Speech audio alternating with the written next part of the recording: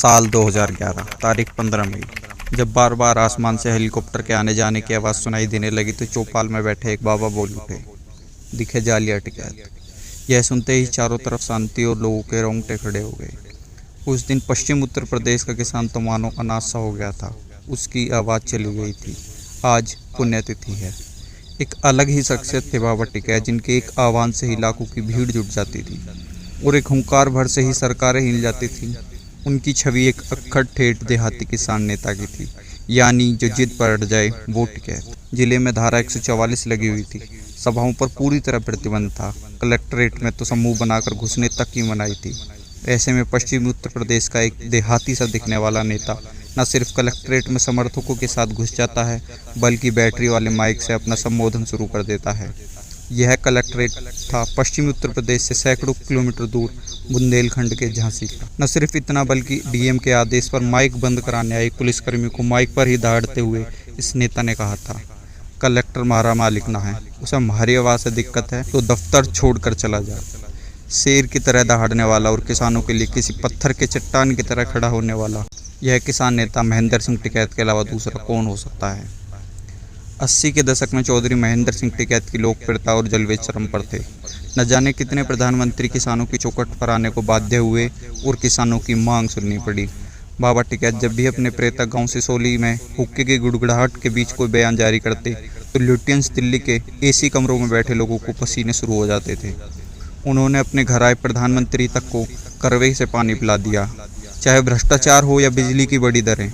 टिकैत ने किसानों के साथ हर प्रकार के शोषण को रोका। जनसमूह पर गोलियां भी चलीं, लाठीचार्ज भी हुआ। चौधरी टिकैत स्वयं लहूलुहान भी हुए, पर हिम्मत नहीं टूटी। सन 1988 की दिल्ली की उस बोट रैली ने लुटियंस में रहने वाले विद्वानों को हिला दिया था, जब ट्रैक्टर भर भर हजारों नहीं कई लाख किसानों ने दिल्ली को घेर लिया था और दिल्ली में डेरा डाल दिया था। तब दिल्ली ही नहीं, सरकार के भी पसीने छूट गए थे। वह रैली आज़ाद भारत की सबसे बड़ी किसान रैली थी। चौधरी महेंद्र सिंह टिकैत एक साधारण और जमीन किसान नेता थे। उनके भाषण की शैली बिल्कुल आम पर बहुत प्रभावशाली थी। कब प्यार से सरकार को समझाते हुए ऐसी है बात, बाबा टिकैत गर्म हो गए, किसे मालूम चलता। उनके भाषण सुनकर किसान जोश से भर जाता था। किसान को लगता था वह भी कुछ है और उसकी भी कुछ ताकत है। अगर सरकार या प्रशासन कुछ गलत करेगी तो बाबा टिकैत हमारे साथ है। उन्होंने गुज्जर, जाट, दलित, मुसलमानों को उनकी असली जात बताई, किसान। उनकी हर रैली में हर धर्म, वर्ग, जाति का किसान आता था और अपने हकों की लड़ाई लड़ता था। शायद यही कारण था कि बाबा टिकैत के गुजर जाने के बाद पश्चिमी उत्तर प्रदेश पर गिद्धों की नज़र आ पड़ी। बाबा टिकैत की मौजूदगी में कोई भगवेवाणा, खाकी कच्छा या संगी कभी भी पश्चिमी उत्तर प्रदेश में पैर नहीं पसार सके। बाबा टिकैत जाट, गुजर, मुसलमान, दलित एकता के सूत्रधार थे। जब राजस्थान में गुर्जर आरक्षण संघर्ष चल रहा था तब टिकैत ने बेझिझक किरोड़ीमल बैसला जी को अपना समर्थन दे दिया और समर्थन में सिसोली से राजस्थान की तरफ कूच कर दिया था। वह भी दिन थे जब मुसलमान लड़की का अपहरण हो गया था और बाबा टिकैत ने 20 दिन भोपा नहर उस नाबालिग लड़की को इंसाफ दिलाने के लिए आंदोलन किया था।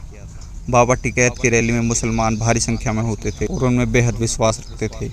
उनकी रैली में जब मंच से हर हर महादेव का नारा लगता तब भीड़ से अल्लाहू अकबर की आवाज़ आती थी, और जब मंच से अल्लाहू अकबर का नारा लगता था तब भीड़ से हर हर महादेव की आवाज़ आती थी। कुछ ऐसा माहौल था तब पश्चिमी उत्तर प्रदेश का। जाट और मुसलमानों में ऐसा आपसी सौहार्द था। साल 1988 में जब मेरठ में हिंदू मुस्लिम दंगों के बीच बाबा टिकैत ने कमिश्नरी के घेराव की घोषणा की और सांप्रदायिक सद्भाव के तौर पर उनके नारे अल्लाहू अकबर और हर हर महादेव की गूंज ने हिंदू मुस्लिम उन्माद में बहे लोगों को उन्हें पहले किसान होने का एहसास करवाया। पर संघी और तथाकथित धर्म वालों ने सब कुछ लूट लिया। शायद अगर बाबा टिकैत जीवित होते ना जलता मुजफ्फरनगर। बाबा अपने स्टाइल में सब कुछ ठीक कर देते और ना पंचायत में इन संघियों की मंच पर चढ़ने की हिम्मत होती और ना सरकार की नज़र अंदाज करने की। बात 2009 की है, जब बिजनौर की एक रैली में बाबा टिकैत ने मायावती पर किसानों के मुद्दे को लेकर टिप्पणी कर दी। उस समय बाबा राजनीति से दूर हो गए थे तो मायावती अहंकार में आकर बाबा की गिरफ्तारी के आदेश दे दिए। पुलिस बाबा टिकैत को अरेस्ट करने पहुंची। किसान ढाल बनकर खड़े हो गए थे और बाबा को ले जाना है तो हमसे युद्ध करके ले जाओ। पुलिस ने बाबा टिकैत को हाथ नहीं लगाया था और बाबा बैराज से होते हुए खुले शेर की तरह अपने घर आए थे। सिसोली को 20,000 की फोर्स ने घेर लिया।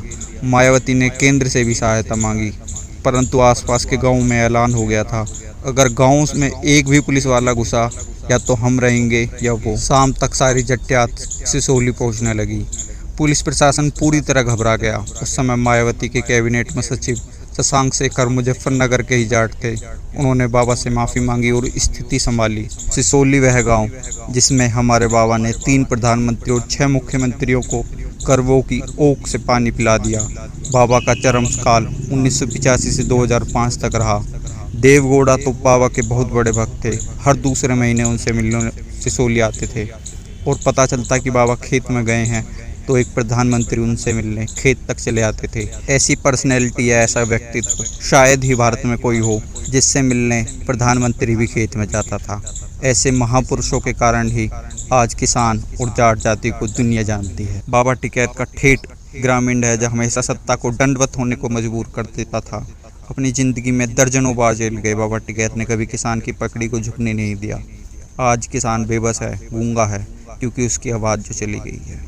ऐसी महान आत्मा किसानों के मसीहा बाबा टिकैत को हम उनकी पुण्यतिथि पर बार बार नमन करते हैं और सभी किसान और जाट भाइयों से अपील करते हैं कि उनके सिद्धांतों को अपने जीवन में अपनाएं, क्योंकि टिकैत कोई व्यक्ति नहीं, एक विचारधारा है। जो अन्याय के खिलाफ लड़ जाए, डट जाए, वो टिकैत। तो दोस्तों, कैसा लगा आपको हमारा आज का वीडियो? नीचे कमेंट बॉक्स में कमेंट कर ज़रूर बताएं। वीडियो अच्छा लगे तो लाइक करें, ज़्यादा से ज़्यादा लोगों के साथ इसे शेयर करें और अभी तक आपने हमारा चैनल सब्सक्राइब नहीं किया है तो चैनल को भी सब्सक्राइब करें। जय हिंद, जय भारत, जय जवान, जय किसान, जय जाट एकता। रोड़ा तो दर का चाल तो दर सा डटा की